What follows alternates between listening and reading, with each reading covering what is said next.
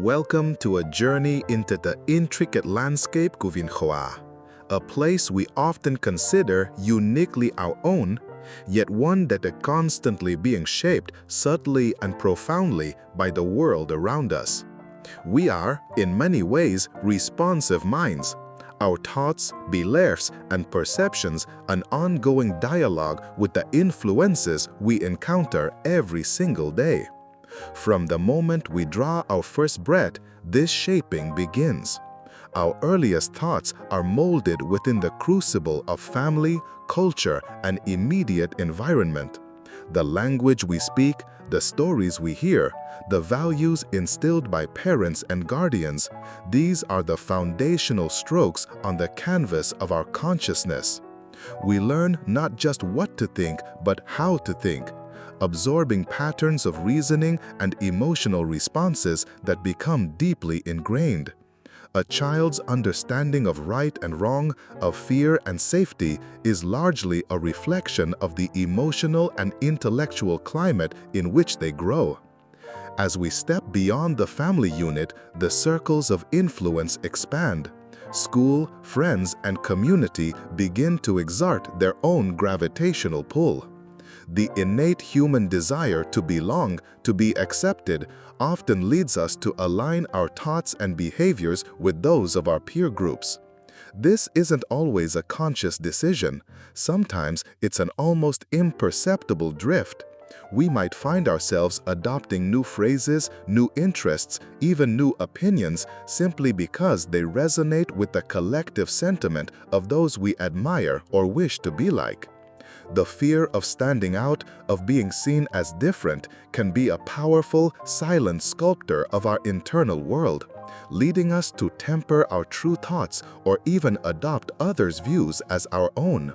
Think of the subtle pressure in a group discussion where one strong voice can sway the hesitant, or where a unanimous agreement might silence a dissenting opinion before it's even fully formed.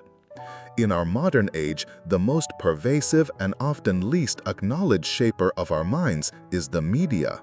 From the traditional news outlets that frame our understanding of global events, to the meticulously crafted advertisements that tap into our desires, and especially the relentless stream of information from social media, our thoughts are in constant conversation with external narratives.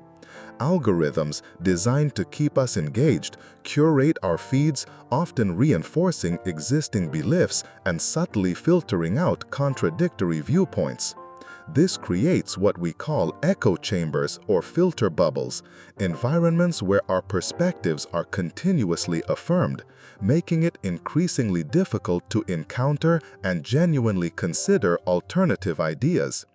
The way a story is told, the words chosen, the images presented, all of these elements are powerful tools that can guide our interpretations and solidify our opinions, sometimes without us ever realizing the extent of their influence.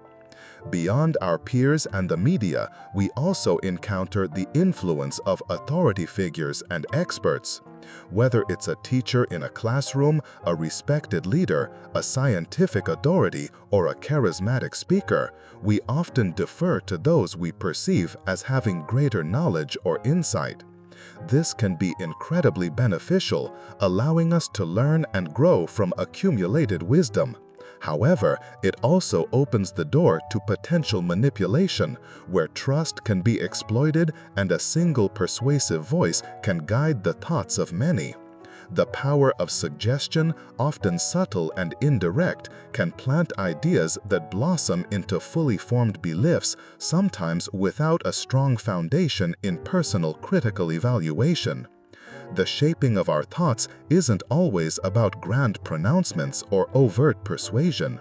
Much of it happens through subtle cues, the nonverbal reactions of others, the emotional tone of a conversation, the prevailing mood in a room.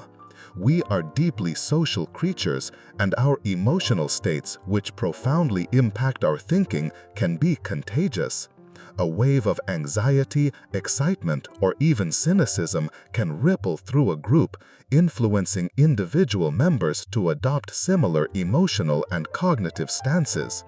This emotional contagion can subtly shift our perspectives, making us more receptive to certain ideas and less to others, coloring our judgment and altering our internal landscape. Understanding that our minds are responsive is not a cause for alarm, but rather an invitation to greater self-awareness. It highlights the importance of cultivating critical thinking skills, of questioning the narratives we consume, and of actively seeking out diverse perspectives. It means recognizing that our thoughts, while personal, are also products of a vast, interconnected web of influences. By acknowledging these forces, we can begin to consciously choose what we allow to shape us, to filter information with a discerning eye, and to foster a mind that is not merely a reflection of its surroundings, but one that actively engages, evaluates, and ultimately forms its own unique understanding of the world.